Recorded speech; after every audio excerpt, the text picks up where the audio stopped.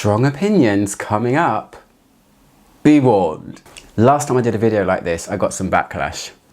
We'll see what happens this time. Disclaimer, opinions in this video do not reflect on you. They are my opinions. If you like this fragrance, great, enjoy it. Fragrances like this really frustrate me though, and it's more about the marketing and the name and everything like that. But we'll get there.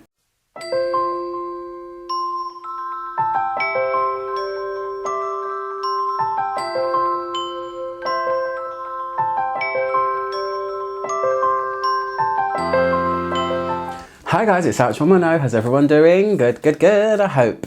Today we are talking about the brand new release from Mugler, which is Angel ELIXIR. Eau de Parfum, I think it's called. Is it an Eau de Parfum? I don't know, maybe, I'm not sure. This probably will turn into a rant, but I'm here to review / talk about this new release that, for me, I decided quite a long time ago that I was going to stop smelling Mugler fragrances since it was taken over by whoever that big company is. L'Oreal, I think, maybe? Yeah, I don't know. Anyway, it's about the perfume, right? So, this fragrance was released this year. It's made by two perfumers, two ladies, Domity Michelon Bertier and Anne Flippo. So, yeah, oh gosh, I don't really know where to start with this one. So yes, first of all, I'm going to say, if you like Angel and it's a big thing for you, probably don't smell this, I would say. And I want to talk about a couple of things in this video, but I'm going to tell you how it smells first. Mainly things that really annoy me and get my goat when companies try and what's known as pull the wool over your eyes. This is a perfect example of that. Here we have another flanker of Angel. I stopped smelling the flankers of Angel a long time ago. I also stopped smelling the flankers of Alien a long time ago. I love the original two in their original formulas more than anything else that's ever been released, apart from Angel Liqueur. I retract. Angel Liqueur is actually amazing. So this one is called Angel, but it actually is not Angel. The note list is as follows. Top note, pink pepper. Ooh, zingy. Middle notes are jasmine, ylang ylang, orange blossom, and sandalwood. And the base notes are bourbon, vanilla, and then something called amber extreme. It's a molecule, gives a dry, woody, I guess ambery thing, but it seems from what I smell in this perfume, and I had to really reach, kind of drier. It's more drier and woody than it is anything resinous. So yeah, that's the note list. This is what the brand says. Try not to laugh. This is the soul of an angel reinvented. An angel you don't expect. A pure elixir that expresses the heightened femininity of today's fearless superwoman. Innocent but powerful, down to earth but unusual, ultra sharp yet enveloping. With Angel ELIXIR, a new star is born. A completely original, woody floral gourmand fragrance that reinvents what makes Angel Eau de Parfum so unique. Here, Angel's signature indulgence transforms into a floral Milky Way, encapsulated in Mugler's iconic star-shaped bottle, transforming into a bewitching navy blue. A shimmering spark of metallic spices, an ethereal milky floral bouquet designed by Mugler. Who in Mugler designed that milky floral bouquet that doesn't exist? A nebula of luscious vanilla infusion enhanced with the cutting edge woody note of amber extreme. Angel ELIXIR is more than just a fragrance, it is a catalyst for rethinking your reality, because the real world is not enough. Okay, let that sink in for a minute. I'm just gonna go and get a glass of wine. I bought a sample of it because I wanted to get a sample of it. I wanted to see what the latest Angel thing was that they were going to release or talk about. No denying the bottle is absolutely gorgeous. Thanks Terry Mugler for that. That was your input, not any of the new people that are taking over what Angel and Mugler is. So how does it smell? Let's talk about it. So I've sprayed it on my hand a couple of times. I've let it dry down a couple of times. This is the way it smells, and then we'll get into the nitty-gritty, yeah? Okay. First of all, no pink pepper. It actually smells a little bit citrusy though. There is a brightness that comes out of it. Nondescript citrus though, and not really spicy.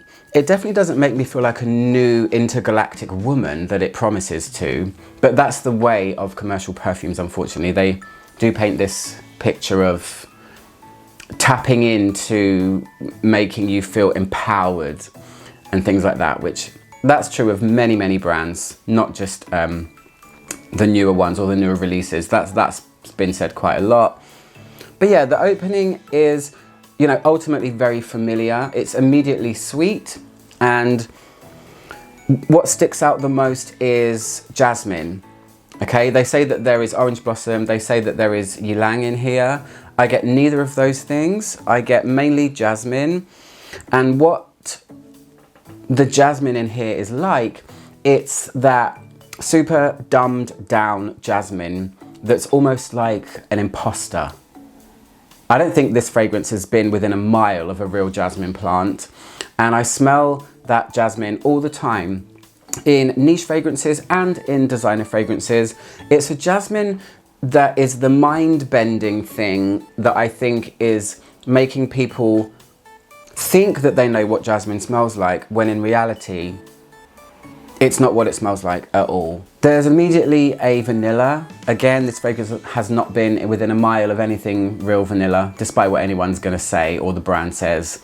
And what we have is a fragrance that is yet another, and I've mentioned this many times on my channel, we have another white floral sitting in vanilla. So that's how it smells, really. When it dries, it gets a little bit smoother. The vanilla gets a little bit more rounded. The jasmine was already rounded. There's no indole in it. There's no anything scratchy. There's nothing like French jasmine or even Indian jasmine about it. It's so pedestrian, just, you could be wearing a plethora of fragrances here, because there is zero inventiveness, zero inspiration. It makes me feel uninspired, and I just feel bad for the perfumers. I really do, because two people made this, and I'm sure they probably worked under very tight constraints and, you know, restricted creativity, and that's not their fault. It's L'Oreal or whoever the brand is that's overtaken Mugler, I can't remember. It's their fault. So it's a dime a dozen. I will tell you, there is one tiny redeeming feature about this, and I had to really reach to get there. I think there's sandalwood here. Did I say sandalwood? There is sometimes this tiny little bit of what feels to me like a biscuity, dry savouriness, but it's every now and then, and I like I said, I have to reach for it. Really, what you smell is vanilla and this fake jasmine that doesn't smell like jasmine. That's it. Where is the patchouli, the signature note of Angel? Where are the fruits? Where, in fact, is any of the DNA of the original Angel? It's all gone. Who is this perfume? We don't know. I don't know. I don't know who this is. No, I just don't know. Does anyone want this, by the way? I don't want it. So let me tell you how I really feel. Let's get to the nitty-gritty of this whole thing, right? I'm talking about everything that encompasses this release from Mugler. Fragrances like this make me really angry, and they make me angry for not just me, but you as a consumer. This is what's known as piggybacking and pulling the wool over people's eyes, piggybacking off of the legendary thing that is Angel. Terry Mugler would roll in his grave if he smelled this fragrance. This creative, amazing fashion designer that broke the mold in the designer perfumery world in so many ways, especially with Angel. Whether you love it or hate it, the original, you have to but you have to acknowledge that it was a huge success. Yes, it's very divisive, it's contradictory, some people, it makes them gag. I get that. It was one of the most powerful, unusual, weird, but nevertheless inventive and groundbreaking fragrances of the 90s. Whatever this is almost like the diametrical opposite of that. It's terrible, okay? Sorry about that, but it is. This is piggybacking off of the name of Angel. It's taking the legacy of Angel, using the name and treating unsuspecting consumers that might blind buy it because they collect Angel bottles, because, you know, it's in the original Angel bottle. It's in this gorgeous, almost cobalt blue bottle. Again, thanks Terry Mugler for that, not anyone else. It's almost like the brand now thinks that we're dumb, and we are not dumb. We are not dumb. We are not going to fall for it. As soon as you look at the note list, you can tell there is not 1 ounce of Angel DNA in this perfume. Why is it even called Angel? I have no idea. It should be called something else. You know why it's not called something else? Because it wouldn't sell. That's why. This is a cash-grabbing, money-making, piggy-backing disaster of a perfume, and it frustrates the hell out of me. Side note, if you love it, this is not anything to do with your taste. This is just years and years of frustration of a steadily declining brand and churning out cash-grabbing fragrances for consumers that will buy it because A, they don't know any better. They trust in the brand already. They see Angel. They think, oh, you know, my sister's worn Angel for so many years. There's a new one. I'll buy it for her for Christmas. And then the sister at Christmas is just like crying into her wine because what is this rubbish? I feel bad. I really feel bad. I feel bad for the people that will blind buy it. Like I just said, people that will get excited about it because there's this Angel elixir. Let me tell you, there's nothing elixir about it. At least if you're going to have something called elixir, what does that make you think of? An elixir is this magical potion. It's thick, it's syrupy, it's got something rich about it. It's just such, it's disgusting.